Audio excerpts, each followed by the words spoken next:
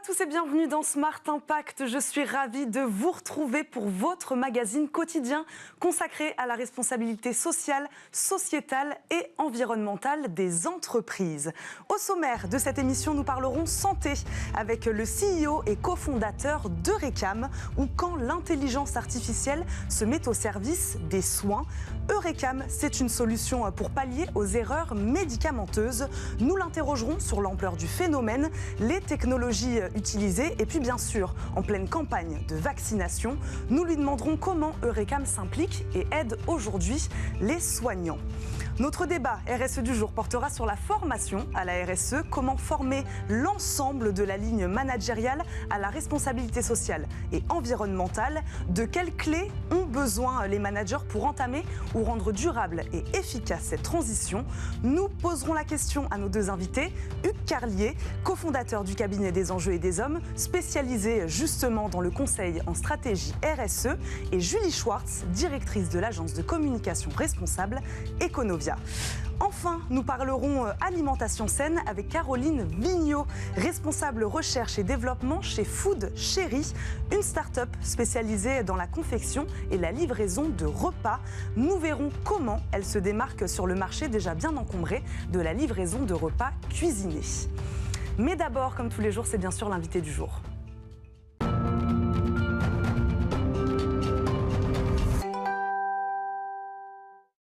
Notre premier invité, c'est Loïc Tamarel, CEO et cofondateur d'Eurecam, une entreprise qui se sert de l'intelligence artificielle pour pallier aux erreurs médicamenteuses. Il est avec nous par téléphone. Bonjour. Bonjour. Bonjour Loïc Tamarel, merci beaucoup d'être avec nous. La première question que j'ai envie de vous poser, comment se matérialisent ces erreurs médicamenteuses? Est-ce qu'on parle de surdosage, de sous-dosage ou carrément d'erreurs de prescription? En réalité, vous avez plusieurs types d'erreurs médicamenteuses.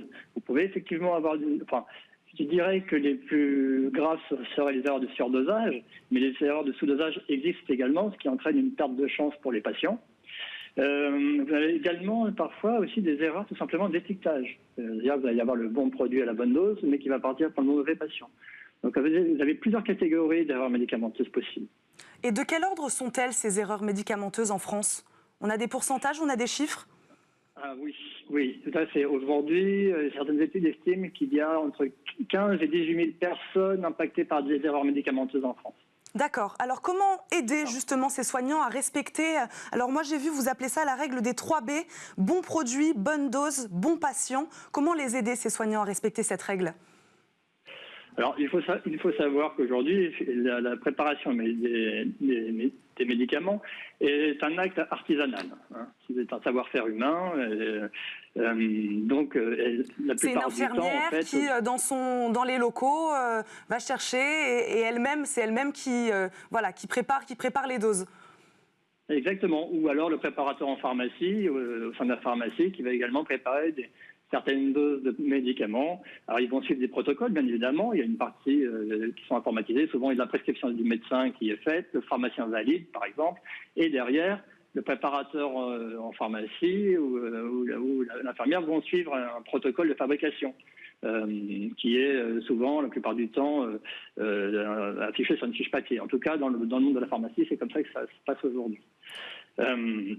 Donc nous, en fait, chez Eurecam, nous avons pris le parti de sécuriser ce qui va être lié au facteur humain. Oui, parce qu'il y a un protocole, mais l'erreur est humaine. Le risque zéro n'existe pas.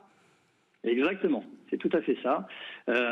Donc nous, en fait, si vous voulez, ce protocole, on a créé un assistant qui va accompagner le préparateur en pharmacie ou la personne qui fabrique les médicaments, mais sans remplacer son expertise.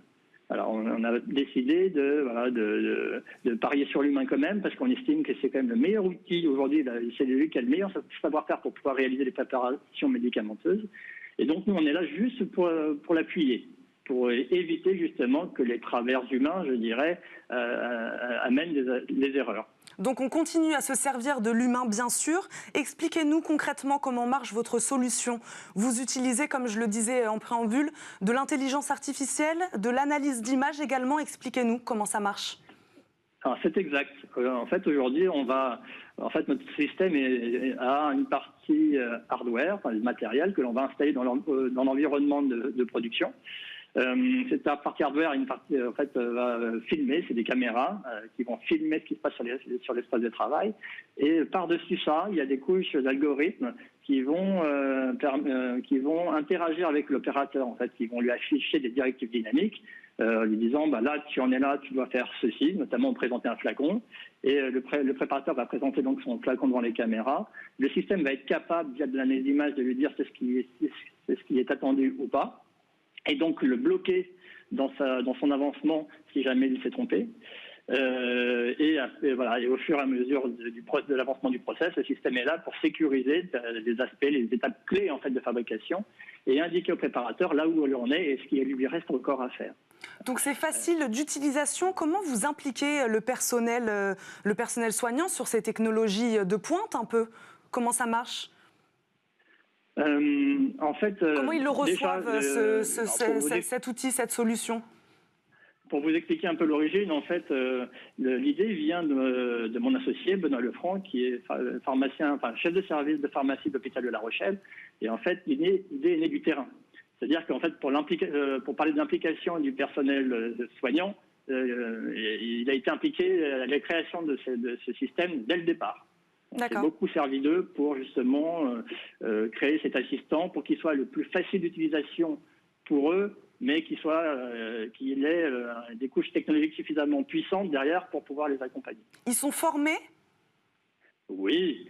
En fait, on va venir installer le système. Ils vont être formés. Il y a un temps d'adaptation à l'utilisation du système, bien évidemment, mais il est relativement intuitif quand même ce système à l'utilisation. Il va y avoir quelques adaptations de gestes pour les opérateurs, pour être sûr qu'ils présentent bien les objets à la caméra, afin que le système d'ailleurs puisse bien les aider. Mais de manière générale, la prise en main est assez rapide. Avec combien d'hôpitaux vous travaillez actuellement, Loïc Tamarel ? À plus d'une 50aine aujourd'hui. En France, et on commence avec des hôpitaux belges également. Vous commencez à vous développer aussi. Vous vous développez un peu à l'international aussi ? Tout à fait. On a eu nos premiers clients belges là en fin d'année dernière. On a également un test en cours en Allemagne. Alors nous étions aussi très très actifs sur le territoire nord-américain, mais jusqu'à disons l'arrivée de Covid. Donc là, ça a été un petit peu stoppé, mais oui, nous intéressons à l'international et nous commençons à nous développer à l'international, effectivement. Justement, vous me faites une bonne transition, Loïc Tamarel, parce qu'en ce moment, en France, nous sommes en pleine campagne de vaccination.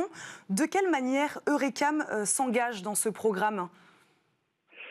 Aujourd'hui, en fait, nous avons déjà commencé à mettre un pied à l'étrier avec un partenaire historique qui est l'hôpital de La Rochelle, en adaptant en fait notre système historique de Ronco pour le suivi de la préparation des doses de vaccins. À savoir, en fait, si vous avez bien compris, le système est assez universel dans l'âme, en fait. On va contrôler certains éléments clés qui vont être la nature d'un flacon, la dose prélevée dans une seringue, ce qui a été injecté dans une poche. Donc vous imaginez bien qu'en fait, après, c'est une question de scénario de suivi de fabrication de préparation médicamenteuse qui peut être adapté. Donc aujourd'hui, ça marche pareil pour un vaccin, pour un virus contre le Covid, par exemple, ou une prescription médicamenteuse habituelle? Ça marche de la même façon, votre solution? C'est les mêmes grands principes. Ouais. Oui, c'est ça. C'est les mêmes grands principes. Vous allez avoir une préparation à effectuer, notamment si on prend l'exemple du vaccin de Pfizer. Les centres de vaccination ont reçu donc des flacons qui doivent rester congelés. Et au moment de l'utilisation, il y a par exemple une dilution à faire dans le flacon. Donc il faut que cette dilution soit précise pour éviter des problèmes de concentration du vaccin dans les doses individuelles qui vont être préparées ensuite. Donc ça doit être surveillé parce que vous avez certainement entendu parler en Allemagne d'une erreur justement où le personnel soignant on leur a injecté une dose complète, un flacon complet à la place d'injecter qu'une dose personnelle. Donc ça, c'est des erreurs dans le protocole de fabrication justement des monodoses de vaccins. Et là, du coup, notre système pour ça est tout à fait adapté.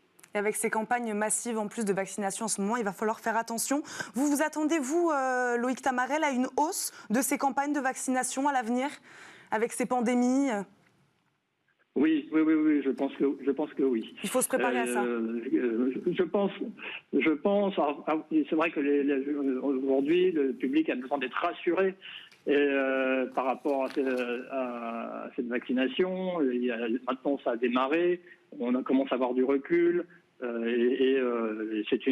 est nécessaire de se faire vacciner pour enrayer cette épidémie.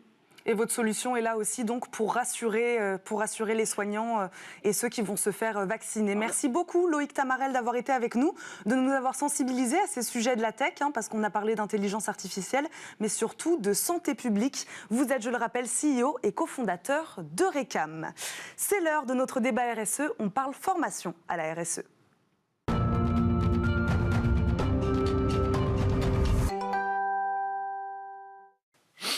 Smart Impact dans le débat RSE. Aujourd'hui, on parle formation des managers à la responsabilité sociale et environnementale de leur organisation.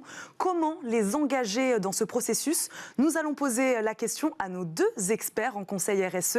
Julie Schwartz, directrice de l'agence de communication responsable Econovia, est avec nous. Bonjour. Bonjour. Et Hugues Carlier, cofondateur du cabinet Des Enjeux et des Hommes. Bonjour. Bonjour. Merci beaucoup à tous les deux d'être avec nous.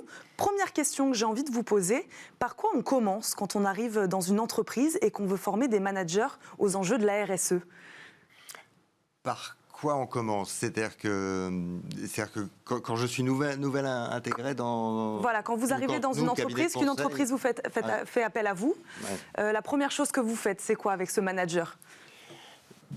Déjà, c'est de voir où il en est. Parce qu'il faut, faut faire un constat, un état des lieux. Il vient une sorte de diagnostic et de faire effectivement un point de départ parce que c'est extrêmement variable dans les entreprises aujourd'hui selon la taille, les secteurs d'activité. Donc c'est d'abord ça et puis ensuite ça n'est pas que la formation et c'est pour ça que je suis content que Julie soit là pour parler de communication. C'est qu'est-ce qui s'est passé avant dans l'entreprise sur la RSE? Où en sont-ils de manière collective? Qu'est-ce qui ne s'est pas passé aussi? Ça arrive des fois? Ça arrive encore très majoritairement.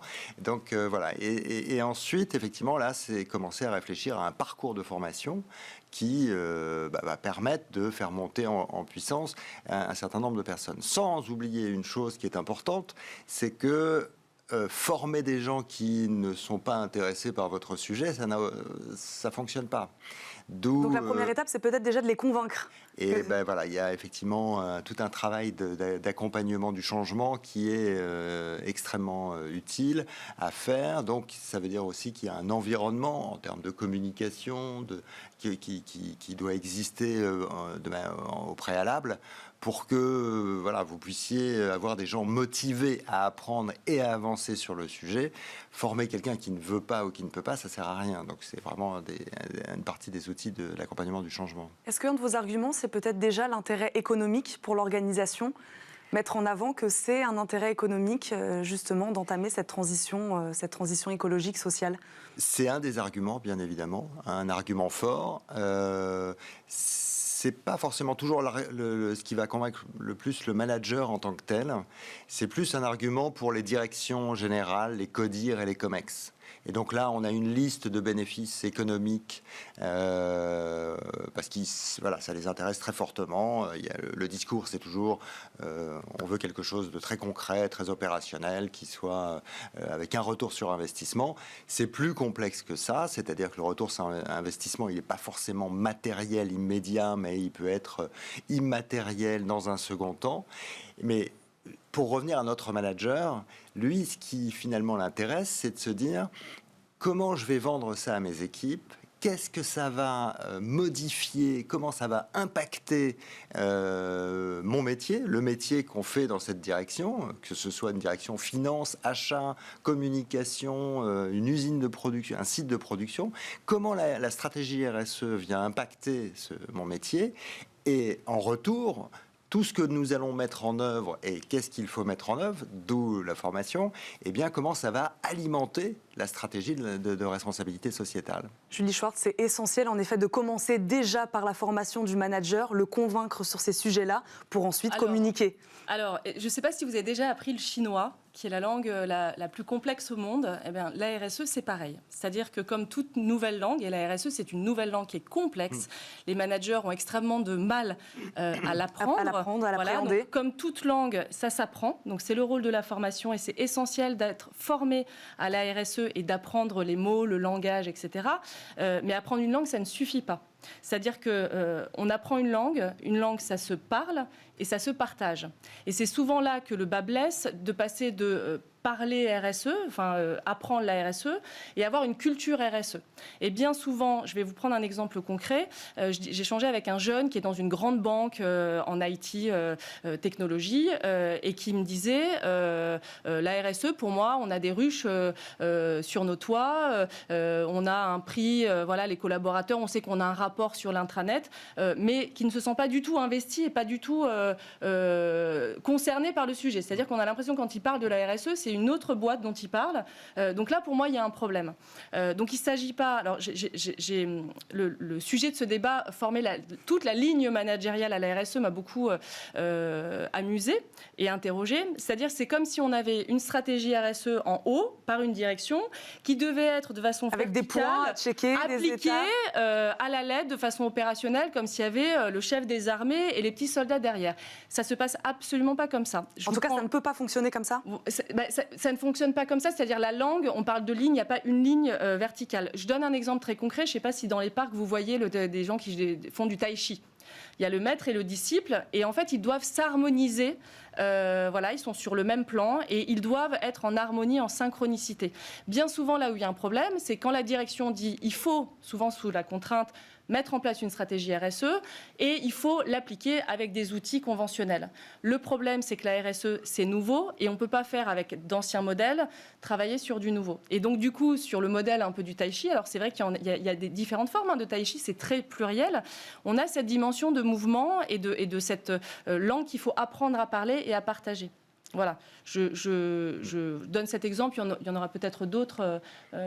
Hugues Carlier, il faut quand même définir des objectifs. Ça on est d'accord là-dessus quand même. Oui, tout à fait. Et bien sûr, comme pour toute formation, il faut définir des objectifs. Je voudrais revenir sur un point quand même on aurait pu démarrer par ça, c'est qu'aujourd'hui, on n'a pas... le compte n'y est pas sur les entreprises qui mettent en place ce type de formation. Donc, on parle d'un langage complexe sur la RSE. On en est où en France là-dessus ? On en est loin, très loin ? On en est très loin. Des enjeux et des hommes, c'est quand même... je pense qu'on est le plus gros acteur de la formation en France, que ce soit sur des formations sur catalogue ou sur mesure. Donc je vois passer les appels d'offres, etc., etc. Et sincèrement, on n'y est pas. Donc pourtant, le sujet de la formation, il est reconnu par tous les professionnels de la RSE en disant ça passera forcément par là, etc. Mais visiblement... ils ont un peu de mal à aller décrocher les budgets RH pour faire des opérations comme le font, et c'est plutôt des boîtes entreprises publiques, SNCF, La Poste, etc., RTE. Mais sur les entreprises privées, c'est beaucoup plus ténu. Et donc, déjà, on pourrait partir de ce constat en disant que déjà, c'est pas suffisant. Parce que c'est effectivement un langage extrêmement complexe. Il y a les liens inextricables entre les différents enjeux et qui ne sont pas à traiter entre silos. Donc ça, il faut le comprendre. Il y a des dilemmes dans la RSE pour un manager parce que ma décision d'aujourd'hui aura peut-être un impact délétère sur un autre sujet demain. Donc c'est quels arbitrages je dois faire aujourd'hui. Toutes ces clés, ça passe forcément, effectivement, par la formation, et une formation qui, évidemment, souvent, des interlocuteurs me disent « bon, il faut que ça soit très concret, très opérationnel ». Bon, évidemment, on ne va pas leur lire pendant 14 heures le rapport « Notre avenir à tous » de manière magistrale. Donc, évidemment, c'est du débat, c'est de la co-construction, c'est des outils pédagogiques très variés. C'est même faire construire par le manager son propre parcours de formation. Voilà, c'est intéressant justement de voir comment ça a bousculé aussi la pédagogie. Vous êtes d'accord avec ce constat, Julie Schwartz ? Je rebondis tout à fait. Il y a un préalable à ça sur la formation. C'est la RSE, c'est quelque chose qui fait bouger les lignes. Donc quand on parle de lignes, les lignes sont absolument pas rectilignes, elles sont courbes, elles sont bizarroïdes, etc. Je vais vous proposer de faire un autre exemple. Vous allez voir, voilà, vous êtes prête ? Je suis prête. Là, on est sur Après une le ligne. chinois, je suis Quand prête. on parle d'une ligne, on parle souvent d'un cadre. Donc les entreprises se disent, on va mettre dans un cadre, on va faire des formations. Nous, chez Econovia, c'est vrai qu'on a l'habitude de faire bouger les lignes. C'est-à-dire qu'à un moment donné, pour dessiner des choses, il faut défaire les lignes pour mieux les refaire. Je vous donne un exemple. Dans ce cadre-là, je me Alors lève. attention, vous suivez les caméras ? Voilà. Vous faites le tour de... Ouais, ouais. Je suis avec vous, je suis en face de vous. Ouais. Qu'est-ce que je fais en faisant ça ? Qu'est-ce qui se passe ? Ouais. Vous comprenez ? Dans les entreprises, c'est pareil. On a un cadre particulier. On n'ose pas, on a incroyablement de facilité à accepter des contraintes très fortes, on le voit dans le Covid. Et on a peur d'en sortir ? Par contre, on se sent incapable d'oser prendre des libertés. La RSE, c'est pour ça qui fait que ça fait un petit peu peur, la RSE, parce que ça fait bouger les lignes. Ça veut dire qu'il faut être capable, à un moment donné, de sortir du cadre et de permettre aux collaborateurs, avant de dire on va faire une formation, de s'exprimer et de dire, OK, il y a des choses qui ne font pas, le cadre, il faut peut-être le réinventer, et la ligne managériale, la ligne, moi je vois ça comme une relation, comme un partage, comme un échange. Donc avant de changer, il faut pouvoir échanger. Et c'est là où la communication est essentielle dans le travail, en concertation avec la formation, et que c'est un dialogue en fait. Hugues Carlier, un mot ? Complètement d'accord, mais c'est tout cet accompagnement du changement nécessaire autour de la RSE, qui passe évidemment par la communication, par la formation, parce que de fait, ça vient aussi parce que les gens ne comprennent pas l'ampleur du mouvement qui est en cours. Qu'on est en train de travailler sur une vraie transformation à terme, qu'on le veuille ou non, des modèles d'affaires, des organisations. Qu'on parle de la durabilité des modèles qui aujourd'hui, pour la plupart, ne le sont pas. C'est-à-dire qu'ils vont dans un mur qui sera dans 5 mètres, 10 mètres, 20 mètres, mais qui existe bien. En quelques mois, en quelques semaines, les progrès ont été... Alors, paradoxalement, la pandémie de la Covid nous aura fait accélérer. J'imagine que vous avez constaté peut-être une hausse de vos interventions dans les entreprises depuis le début de la crise. Julie Schwartz. En fait, ça a cassé les codes. Ce Covid, en fait, est dramatique sur un côté sanitaire. Mais en revanche, elle a libéré les entreprises et les organisations à travers des outils de concertation. On est beaucoup sur des entreprises libérées, des modalités où, du coup, on n'est plus dans des silos. Et ça, c'est assez exceptionnel. Et du coup, les entreprises ont besoin d'être accompagnées. Elles sont démunies par rapport à ça. C'est-à-dire qu'elles disent, on veut mettre en place une stratégie RSE, mais on ne sait pas comment faire. Et on est très peu de bons traducteurs aujourd'hui en France. Je pense qu'on a une expertise française qui est très, très forte et reconnue à l'international. On est très peu d'acteurs parce qu'effectivement, il y a 10 ans, on nous prenait pour des bisounours en disant l'écologie, etc. Et maintenant, beaucoup le font par opportunisme en se disant, on va se mettre sur la RSE. Mais ceux qui l'ont fait de façon éthique, intègre et par conviction depuis une dizaine d'années ont cette expertise, cette capacité à faire de la gouvernance partagée, de la facilitation, à secouer un petit peu. Il faut faire bouger les lignes si on veut les redéfinir. Et là, il y a un enjeu incroyable au niveau des entreprises qui se disent il faut réécrire la feuille de route. Et c'est là que c'est le moment de faire de la RSE, pas dans une case, mais de la faire rayonner et de l'incarner. Et vous en faites partie de cette solution. Merci beaucoup à tous les deux, Julie Schwartz et Hugues Carlier, d'avoir été avec nous aujourd'hui, d'avoir débattu, nous avoir aidé à appréhender cette langue donc de la RSE, cette langue difficile. Merci beaucoup d'avoir été avec nous. On termine comme chaque jour cette émission par la bonne idée du jour. Smart Ideas avec BNP Paribas. Découvrez des entreprises à impact positif.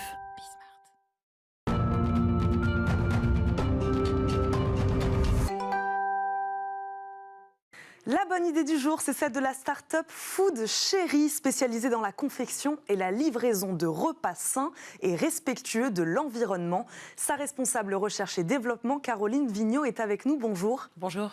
Les Français ont fait part de leur envie de consommer mieux, Caroline Vigneault, depuis le début de la crise. Est-ce que vous êtes convaincue que ce n'est pas qu'une envie, mais qu'un réel changement est en train de s'opérer ? Alors oui, nous, on en est vraiment convaincus à Food Chéri et on est en contact permanent avec nos clients. On leur parle beaucoup et ils nous font leur retour sur nos plats, mais aussi sur la façon dont ils ont envie de choisir, dont ils arbitrent. Et il y a quelques années, quand on a commencé à utiliser le Nutri-Score, on était parmi les premiers. Aujourd'hui, c'est devenu monnaie courante et ils ont la possibilité de choisir leur plat en fonction de la qualité nutritionnelle. Et on est persuadé qu'avec ce nouvel outil, l'EcoScore, à moyen terme, même à très court terme, ils vont arbitrer dans leur choix en fonction de l'éco-score. On va en reparler de cet aspect pédagogique qui est très très important chez Food Chéri. En effet, on essaye d'expliquer, d'engager le consommateur. Comment vous estimez juste qu'un produit est responsable? Il faut qu'il soit bio, il faut qu'il soit local? Alors, il y a plein de portes d'entrée pour qu'un produit soit responsable. Il n'y en a pas qu'une. Donc, évidemment, ça peut passer par les labels bio, mais aussi le label rouge, le label bleu blanc cœur. Ça passe par utiliser des fruits et des légumes en saison. Ça passe aussi évidemment par la provenance, un produit qui est produit localement ou en tout cas en France, c'est quand même un peu dommage de l'acheter plus loin. Et donc ça passe beaucoup aussi par les modes de production. Et ça, effectivement, aujourd'hui, on les reconnaît essentiellement par les labels. Comment vous vous démarquez aujourd'hui sur un marché de la livraison de repas à domicile qui est déjà quand même bien encombré et de plus en plus sur des sujets d'alimentation saine en plus? Alors nous justement, effectivement, on est un service à la base, on est des cuisiniers et on livre des plats préparés. Comme à la maison. Mais on veut être bien plus que ça. On porte une attention très particulière au sourcing et on a une vision de l'alimentation qui est assez holistique. C'est-à-dire que l'alimentation, certes, c'est du plaisir. Certes, on en a besoin pour consommer des calories et avancer au quotidien. Mais c'est aussi... C'est plus que ça? C'est plus que ça. C'est la santé. L'alimentation est notre premier médicament. Et aussi aujourd'hui, quand on mange, on vote. On fait un acte citoyen et on le fait 3 fois par jour. Et donc, l'alimentation, avec tous les sujets qu'on évoque de réchauffement climatique, on sait que c'est un levier fondamental puisque ça représente, en tout, les systèmes alimentaires représentent 25% des gaz à effet de serre environ. Vous n'avez pas peur, en effet, d'employer ce mot d'engagement quand le consommateur ou l'utilisateur de Food Chéri vient sur votre site internet? Il fait un acte citoyen. En tout cas, vous lui dites que lui, il fait un acte citoyen. Ah oui, non, on assume complètement le fait d'être une marque engagée. Après, pour autant, on ne veut pas du tout être moralisateur. Oui. Nous, on donne des clés, des outils comme le Nutri-Score, l'Eco-Score, pour permettre aux gens de choisir en pleine conscience. On n'est pas là pour leur faire des leçons. Par contre, on a des choix qui sont clairement assumés et qu'on exprime et qu'on illustre en fait par le type de cuisine qu'on propose et les produits qu'on choisit. Un dernier mot sur votre partenariat avec Sodexo. Vous avez été depuis peu racheté par Sodexo. Vous faites donc aussi de la restauration collective. Est-ce que le process, c'est le même que sur la livraison de repas à domicile, sur les produits? Alors, on ne fait pas exactement de la restauration collective. De la cantine? Oui, alors en fait, on est une cantine. Nous, les solutions qu'on amène aujourd'hui sur les entreprises sont vraiment des solutions nouvelles. Donc, on apporte, par exemple, depuis peu, on développe des solutions de frigo connectés. Donc, avec notre autre marque qui s'appelle Season. Et on remplit ces frigos donc, de plats préparés Season. Et les gens peuvent se restaurer tout au long de la journée grâce à ces frigos. Donc c'est ce type de solutions qui sont quand même très innovantes qu'on met en œuvre sur éventuellement dans des entreprises qui autrefois avaient l'habitude de fonctionner avec des modes de restauration un peu plus traditionnels, on va dire. Merci beaucoup Caroline Vignet d'avoir été avec nous avoir parlé de Food Chéri. C'est déjà la fin de votre émission Smart Impact. Vous retrouverez bien sûr Thomas Hugues dès demain à la présentation de ce rendez-vous. Moi, je vous dis à très vite et je vous souhaite une bonne journée bien sûr sur Bismart.